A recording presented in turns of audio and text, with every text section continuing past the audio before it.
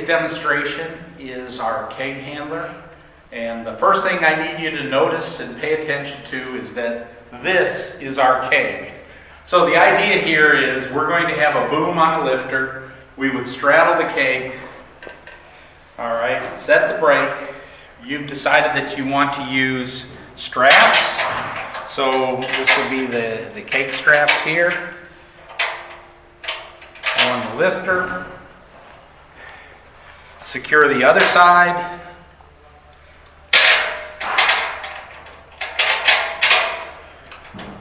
And we're ready to lift. At this point, we want to lift the keg, and we would wheel it over to the dispensaries. The dispensary, I took the liberty here of marking off the narrowest wall on the one, I think it's 32 inches.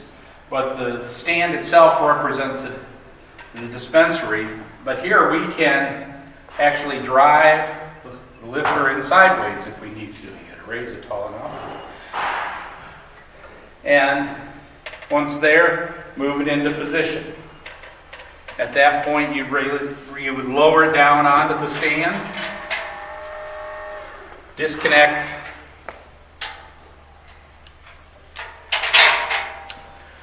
the straps,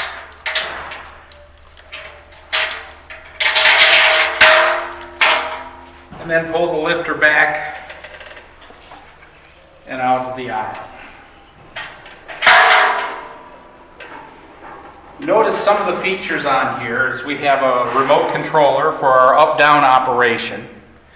In your case, we'll have a boom that will be designed to fit with the straps and the thing. We'll have a single hook on here so that you can attach the straps to and then reattach the other end after you loop it through. The lifter itself has a ball screw, driven by an electric motor, DC motor. We have a power pack here that houses the motor controls and the batteries. This is a 24-volt DC system. You'll notice that the lifter itself can move very easily in any direction. That's because we use force casters steering. This bar back here is our brake bar. By doing so, we've set the brake on the lifter.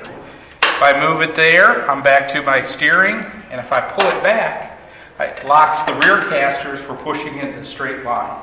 So those are very simple features.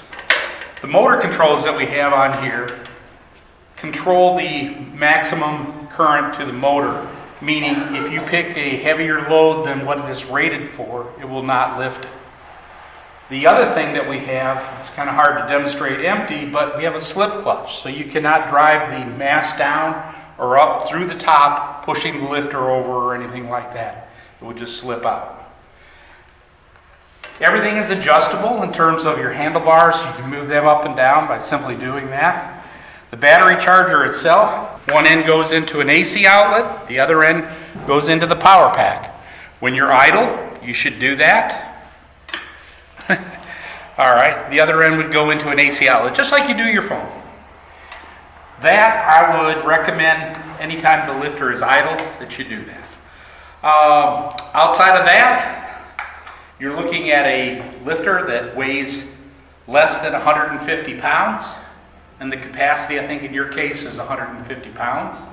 And comes in both a stainless steel finish, which this is, or it comes in a painted, where the stainless parts will become powder coated blue. And that wraps up this.